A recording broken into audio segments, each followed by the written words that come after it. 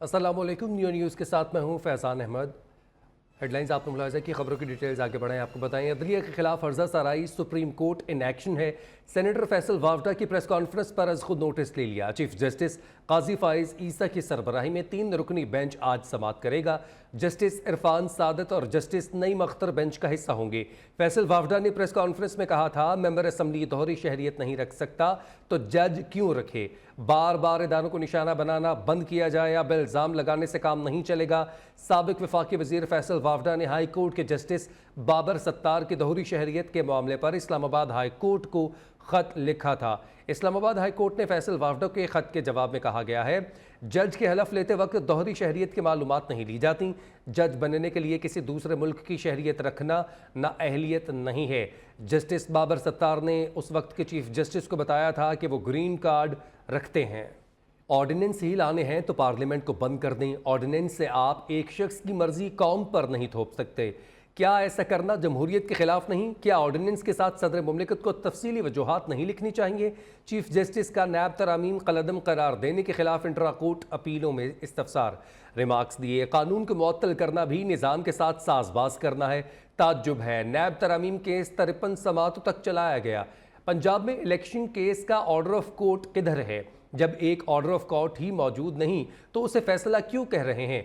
बानी PTI supreme court में video link के जरिए पेश हुए। समाअत गैर मुय्यना मुद्दत के लिए मुलतवी कर दी। सुप्रीम कोर्ट में नैब तरामीम कलअदम करार देने के खिलाफ हुकूमती अपीलों पर समाअत। बानी पीटीआई की वीडियो लिंक के जरिए अदालत में पेशी। केस की समाअत बराह रास्त न दिखाई गई। दौरान समाअत चीफ जस्टिस काजी फाइज ईसा ने रिमार्क्स दिए कि अगर ऑर्डिनेंस लाने हैं तो फिर पार्लियामान को बंद कर दें। कानून दुरुस्त नहीं है तो उसे कलअदम करार दे दें। अगर कवानीन को इस तरह से मुअत्तल किया जाता रहा तो मुल्क कैसे तरक्की करेगा? आपको कानून पसंद नहीं तो पूरा केस सुनकर कलअदम कर दें। जस्टिस जमाल मंदोखेल ने कहा कि बिल की सतह पर कानून को मुअत्तल करना क्या पार्लियामानी कार्रवाई मुअत्तल करने के मुतरादिफ नहीं? चीफ जस्टिस ने इस पर कहा कि ऐसे फिर पार्लियामेंट को ही क्यों ना मुअत्तल कर दें। हम कानून तोड़ें या कोई दूसरा इदारा तोड़े, एक ही बात है। हम कब तक खुद को पागल बनाते रहेंगे? चीफ जस्टिस ने इस्तफसार किया कि इस्लामाबाद हाई कोर्ट में नैब तरामीम के खिलाफ दरखास्त कब दायर हुई? वकील मखदूम अली खान ने कहा कि इस्लामाबाद हाई कोर्ट में दरखास्त 4 जुलाई 2022 को दायर हुई। समाअत 19 जुलाई को हुई थी। चीफ जस्टिस ने इस्तफसार किया कि मरकजी केस पर इतना ज्यादा अरसा क्यों लगा था? जिस पर मखदूम अली खान ने कहा कि 2022 का पूरा साल दरखास्त गुजार के वकील ने दलाइल दिए। जस्टिस जमाल मंदोखेल ने कहा, नैब का पूरा ऑर्डिनेंस बनाने में कितना अरसा लगा था? जिस पर मखदूम अली खान ने कहा कि परवेज मुशर्रफ ने 12 अक्टूबर को इक्तदार संभाला और दिसंबर में ऑर्डिनेंस आ चुका था। मुशर्रफ ने 2 माह से कम अरसे में पूरा ऑर्डिनेंस बना दिया था। जस्टिस अतर मिनल्ला का कहना था कि प्रैक्टिस एंड प्रोसीजर एक्ट की शिक 2 के तहत अपील मुतासरा शख्स कर सकता है, हुकूमत मुतासरा फर्द कैसे होती है? चीफ जस्टिस काजी फाइज ईसा ने कहा कि अगर सुप्रीम कोर्ट कस्टम एक्ट कलअदम कर दे तो क्या हुकूमत अपील नहीं कर सकती? हुकूमती वकील मखदूम अली खान ने दलाइल दिए कि बिल्कुल हुकूमत अपील कर सकती है। सुप्रीम कोर्ट ने नैब तरामीम के खिलाफ दरखास्तों पर समाअत गैर मुअय्यना मुद्दत तक के लिए मुलतवी कर दी। Saeed Baloch, Neo News, Islamabad.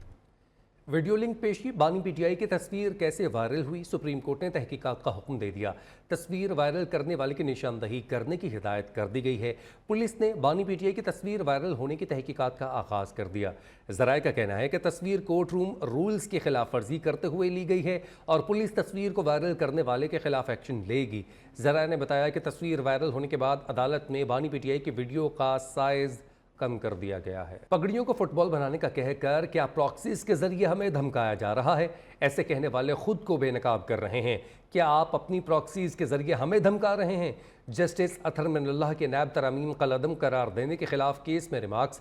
Attorney general Mansoor Usman Awan ने जवाब दिया, ना ऐसा हो रहा है और ना ऐसा होना चाहिए। IPP रहनुमा ओन चौधरी का कहना है कि आए रोज सोशल मीडिया पर पाकिस्तानी इदारों के खिलाफ चढ़ाई की जाती है। कुछ काली भेड़ें इदारों को आपस में लड़वाने की कोशिश करती हैं। जो पाकिस्तान को गैर मुस्तहकम करेगा उसके खिलाफ खड़ा होना चाहिए। शहर इक़्तिदार में प्रेस कॉन्फ्रेंस के दौरान रहनुमा इस्तेहकाम पाकिस्तान पार्टी ने सवाल किया कि वो कौन लोग हैं जो अदलिया और इदारों को आपस में लड़वाना चाहते हैं। मीडिया पे एक ब्रिगेड बैठी है जो इदारों के ऊपर हमला करती है, उसका भी नोटिस लिया जाए।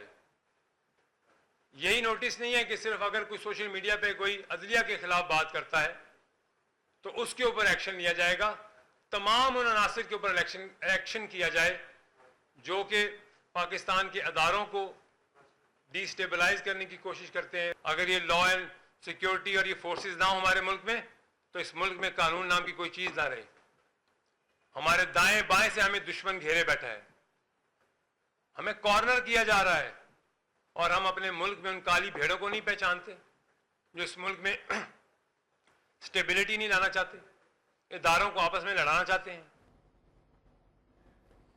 जज के पास दोहरी शहरियत बहुत बड़ा सवालिया निशान है। तमाम इदारों में दोहरी शहरियत का कानून लागू होना चाहिए।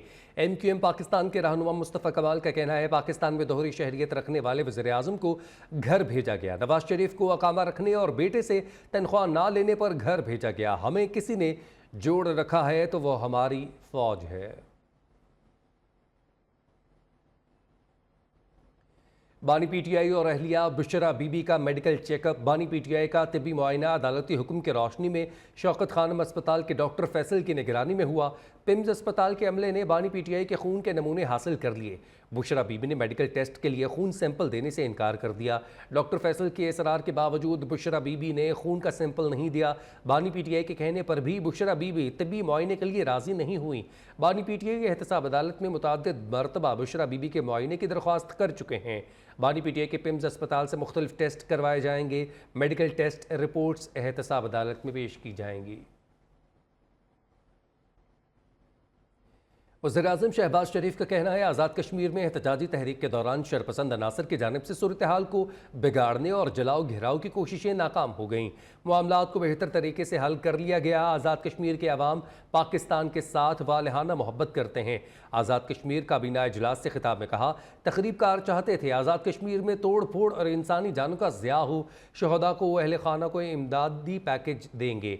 जब तक कश्मीरियों का हक नहीं मिल जाता हम साथ देंगे। मंगला फ़ेज़ 2 के बाकी काम को जल्द मुकम्मल किया जाए।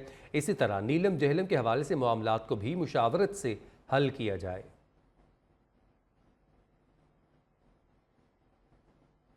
अहलिया ने 2017 में दुबई में जायदाद खरीदी, 2023 में बेच दी। उनके लंदन में भी जायदाद है। इलेक्शन कमीशन के गोशवारों में सब कुछ वाज़ेह है। वज़ीर दाखिला मोहसिन नकवी की वजाहत कहते हैं, दुबई लीक्स को गलत अंदाज में पेश किया गया। अपने कानूनी पैसे से पाकिस्तान और पाकिस्तान से बाहर जहाँ चाहूँ सरमायाकारी करूँगा, कोई नहीं रोक सकता। प्रेस कॉन्फ्रेंस में वफाकी वज़ीर का कहना था, आज़ाद कश्मीर या कहीं भी जाकर लॉ एंड ऑर्डर के फैसले नहीं कर सकता।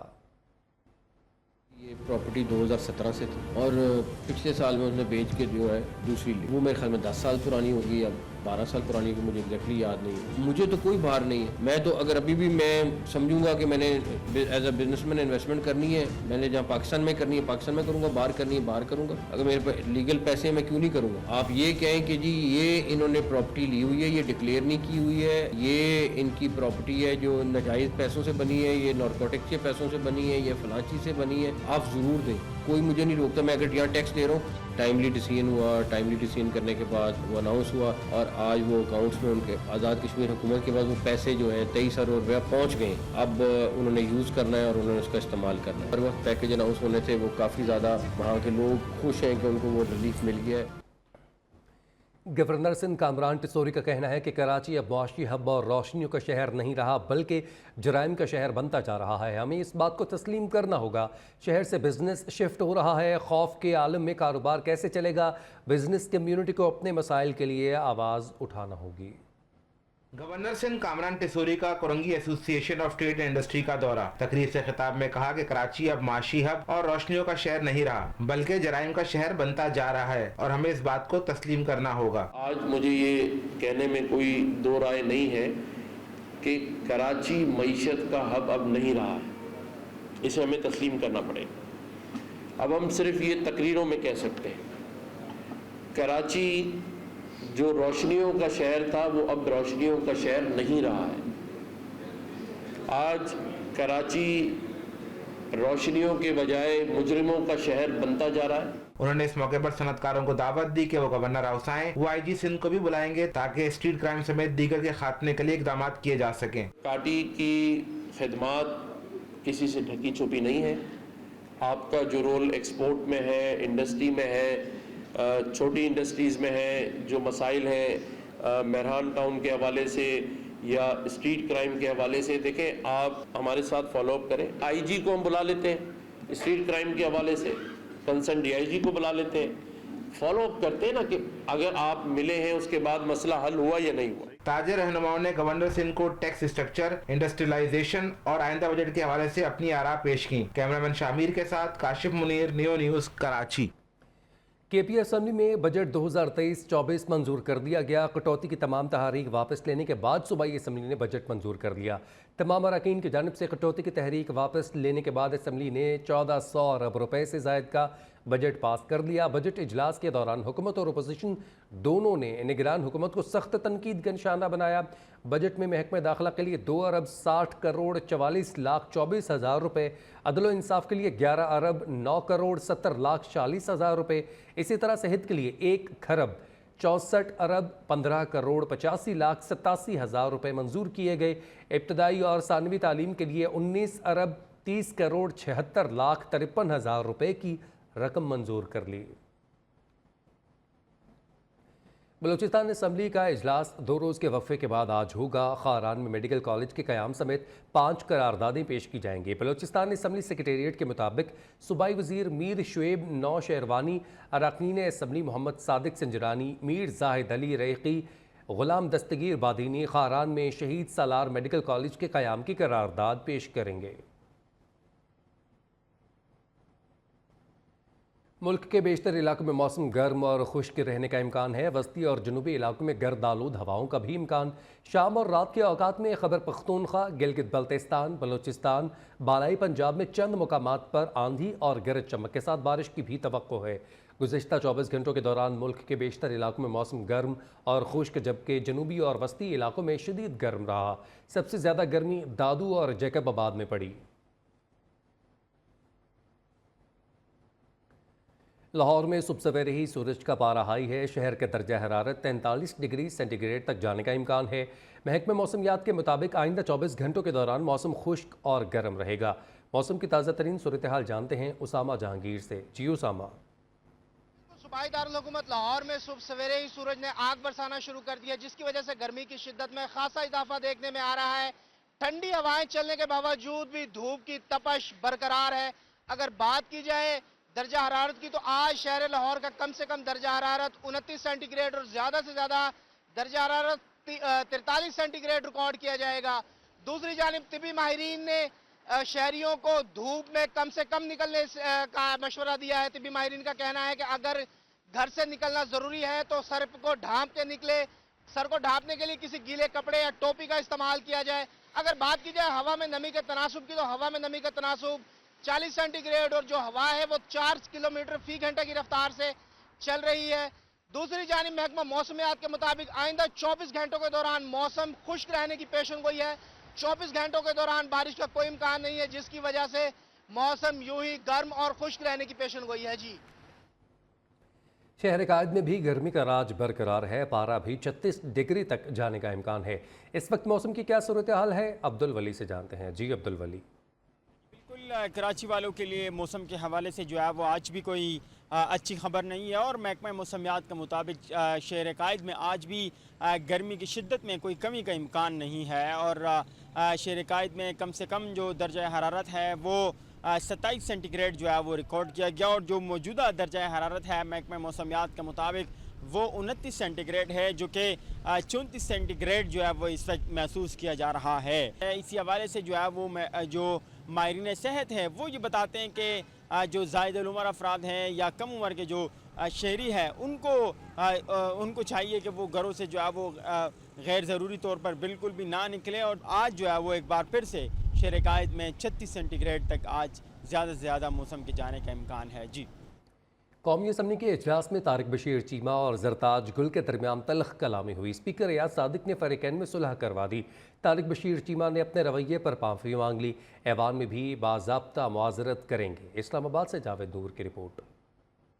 के इजलास में तारिक बशीर चीमा की तकरीर के दौरान सुन्नी इत्तेहाद कौंसिल की रुकन जरताज गुल बहावलपुर का जिक्र करती रहीं। वो तारिक बशीर चीमा को बहावलपुर यूनिवर्सिटी तस्वीर स्कैंडल का हवाला देती रहीं। तारिक बशीर चीमा अपनी तकरीर के बाद जरताज गुल की नशिस्त की तरफ बढ़े थे। उन्होंने जरताज गुल को नामुनासिब अल्फाज कहे। तारिक बशीर चीमा ने तकरीर में बानी PTI को भी तनकीद का निशाना बनाया। तारिक बशीर चीमा के जरताज गुल को कहे गए अल्फाज पर सुन्नी इत्तेहाद कौंसिल के अरकान ने शदीद एहतजाज किया और तारिक बशीर चीमा की तरफ से लपके। इस दौरान आगा रफीउल्लाह तारिक बशीर चीमा को ऐवान से बाहर ले गए। सुन्नी इत्तेहाद कौंसिल के अरकान स्पीकर कौमी असम्बली के चैम्बर में पहुँच गए और उनसे तारिक बशीर चीमा के रवैये की शिकायत की। सुन्नी इत्तेहाद कौंसिल का स्पीकर से मुतालबा था कि तारिक बशीर चीमा ने जरताज गुल के खिलाफ नहायत नाजेबा जबान इस्तेमाल की, इसलिए उनकी रुकनियत मुअत्तल की जाए। हम स्पीकर के साथ मिल चुके हैं, स्पीकर साहब की दूसरी मीटिंग पे चले गए हैं, तो इस मामले को हमने छोड़ना नहीं है। ये मामला जो है ये सिर्फ तहरीक इंसाफ का नहीं है, ये एक खातून जी देखिए प्रोटेस्ट हम भी करते हैं। तारिक बशीर चीमा और जरताज गुल की तलख कलामी के मामले पर स्पीकर चैम्बर में इजलास हुआ, जिसमें मुख्तलिफ सियासी जमातों के रहनुमा भी शरीक हुए। स्पीकर अयाज सादिक ने फरीकैन में सुलह करा दी। इस मौके पर तारिक बशीर चीमा ने नामुनासिब अल्फाज और रवैये पर माजरत कर ली। राय के मुताबिक तारिक बशीर चीमा ऐवान में भी इस हवाले से बाज़ाब्ता माजरत करेंगे। बानी पीटीआई को बैरूनी कुव्वतों ने पाकिस्तान को तबाह करने के लिए लॉन्च किया। पीटीआई सरबराह छोटी सोच के मालिक हैं। उन्होंने पार्टी रहनुमाओं को झूठ, बदतमीजी, प्रोपेगेंडा की सियासत सिखाई। सीनियर सूबाई वजीर शर्जील इनाम मेमन कहते हैं, वज़ीर आला गंडापुर ने केपी हाउस में पाबंदी लगाकर अपनी जहनीत का बताया। केपी हुकूमत को गवर्नर के मामले पर माफ़ी मांगनी चाहिए। Imran Khan launched by international forces in Pakistan to destroy Pakistan. बानी पीटीआई एक छोटी सोच का एक छोटा शख्स है, जिसने सिर्फ और सिर्फ लोगों को गलत चीज़ें सिखाई हैं। कभी बर्दाश्त का माहौल नहीं सिखाया, कभी टॉलरेंस की चीज़ नहीं दिखाई। उसने हमेशा अवाम को, पाकिस्तानी कौम को इंतशार की बातें सिखाई हैं, इंतशार की सियासत सिखाई है, लड़ाई झगड़े की सियासत सिखाई है। वो ही हिमसेल्फ एक बहुत बड़ा, मैं समझता हूँ कि डिक्टेटर है। जो इस्लामाबाद में गवर्नर एनेक्सी है या गवर्नर का जो पोस्टन है उसको बंद कर दिया गया है गवर्नर के लिए, खैबर पख्तूनख्वा के गवर्नर के लिए। और वो जो है अब गवर्नर खैबर पख्तूनख्वा जो वो किसी होटल में रहेंगे या कहीं और रहेंगे। मैं समझता हूँ ये इससे और गिरी हुई हरकत और कुछ नहीं हो सकती। मैं समझता हूँ ये छोटी सोच वाले ही अफराद इस तरह का काम कर सकते हैं।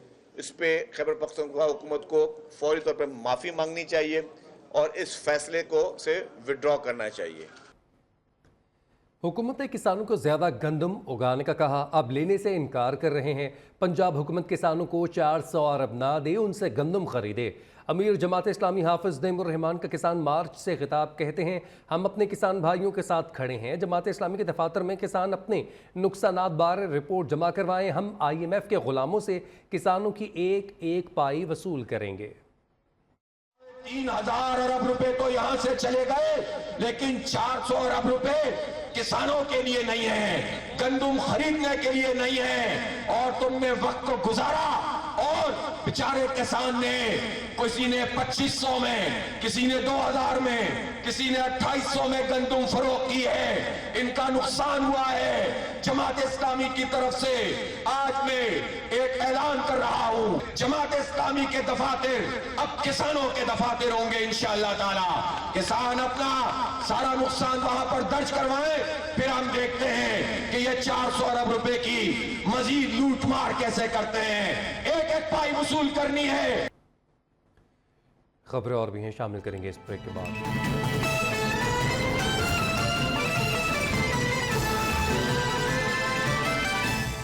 मीडिया की नुमाइंदा तंजीमों की जॉइंट एक्शन कमेटी ने पंजाब हुकूमत की मुजवज़ा बिल हक़ इज़्ज़त बिल 2024 की मौजूदा शक्ल और वफाकी हुकूमत की मुजवज़ा डिजिटल मीडिया अथॉरिटी पर शदीद तशवीश का इजहार किया है। मीडिया की joint action committee Pakistan broadcasters association, all Pakistan newspapers society, council of Pakistan newspaper editors, Pakistan federal union of journalist, association of electronic media editors and news directors पर मुश्तमिल है। जॉइंट एक्शन कमेटी का कहना है मीडिया बॉडीज़ हक़ इज़्ज़त के कवानीन को मजबूत करने या डिजिटल मीडिया को रेगुलेट करने के ख़िलाफ़ नहीं है, लेकिन ये बिल अपनी मौजूदा शक्ल में सख्त नज़र आता है और इससे इजहार राय के बुनियादी हक़ को ख़तरा है। मुजवज़ा बिल की कमज़ोरियों को दूर करने के लिए हुकूमत पंजाब और वफाकी हुकूमत मीडिया तंजीमों और तमाम स्टेक होल्डर्स के साथ तफसीली और बामकसद मुशावरत करे और उस वक्त तक असम्बली में बिल की मंजूरी को मुलतवी किया जाए। थरपारकर के इलाके मट्ठी में स्कूलों की तालिबात में साइकिलें तकसीम की गईं। साइकिलें तकसीम करने की तकरीब में ज़िले इंतज़ामिया, महकमा तालीम के अफसरान और समाजी कारकुनान ने शिरकत की। मज़ीद तफसीलात नुमाइंदानियों मरियम सिद्दीक़ा से। जी मरियम। जी, सहराए थर में ख़वातीन में जो शरह ख़वानगी है वो सिर्फ 19% पाई जाती है और जो थरपारकर की ख़वातीन है वो गर्ल्स एजुकेशन के हवाले से अगर हम बात करते हैं तो लड़कियां जो है 6ठी जमात या 8वीं जमात से ज़्यादा पढ़ ही नहीं सकती। और आज जो है गांव मालो नवीना में एक बहुत ही अच्छा कदम उठाया गया है जिसमें जो है लड़कियों को जो 6ठी जमात से 10वीं जमात की जो तालबात थी उनमें जो है साइकिलें डिस्ट्रीब्यूट की गई हैं, तकसीम की गई हैं, जिसमें जो है बच्चियाँ जो अपने घरों से जो स्कूल जो है आसानी से आ सकती हैं। और ये अमल से जो है लड़कियां बहुत ही खुश दिखाई दे रही हैं। उनका ये कहना है कि हमें बहुत खुशी हुई है कि हमारे घर स्कूल से काफ़ी दूर है और ये गांव जो है काफ़ी बड़ा है, हमें पहुंचने में बहुत मुश्किल होती है। अब जब हमें साइकिलें मिल चुकी हैं तो हम टाइम पर स्कूल भी पहुंच सकेंगे। और इस तरह के कदम से जो है ना सिर्फ थरपारकर में गर्ल्स एजुकेशन को प्रमोट किया जाएगा बल्कि और जो दीगर गाँव आस-पास के गाँव में वहाँ पर भी जो लड़कियों के लिए इस तरह की सवारी की अशद ज़रूरत पेश आती है। दुश्वार रास्ता मगर दिल फरेब मनाजर, सयाहों की नज़रों से ओझल स्कर्दू मंटल रॉक स्कर्दू का बेहतरीन व्यू पॉइंट है जहां से पूरा स्कर्दू शहर हथेली पर नज़र आता है। स्कर्दू व्यू पॉइंट से कैसे मंजर नज़र आते हैं जानते हैं नुमाइंदानियों इब्रार हुसैन से। जी इब्रार। में मौजूद हूँ लोगों की नज़रों से ओझल और इंतहाई दिलकश मकाम मंथल बुधा रॉक में, और ये चट्टान इंतहाई खूबसूरत है। यहाँ से आप स्कर्दू शहर का नज़ारा आप हथेली पर कर सकते हैं। आपको इस वक्त मेरे आकब में नज़र भी आ रहा होगा स्कर्दू शहर इंतहाई खूबसूरत यहाँ से नज़र आता है। आप पूरे स्कर्दू शहर का नज़ारा यहाँ से कर सकते हैं। यहाँ तक आने का रास्ता काफ़ी दुश्वार गुजार है, ताहम यहाँ पर आ जाने के बाद इंतहाई खूबसूरत नज़ारे आपके इंतज़ार कर रहे होते हैं जिसकी वजह से आपकी पूरी थकन उतर जाती है। यहाँ तक अगर प्रॉपर ट्रैक बनाया जाता है तो यकीनन मुस्तकबिल करीब में ये जगह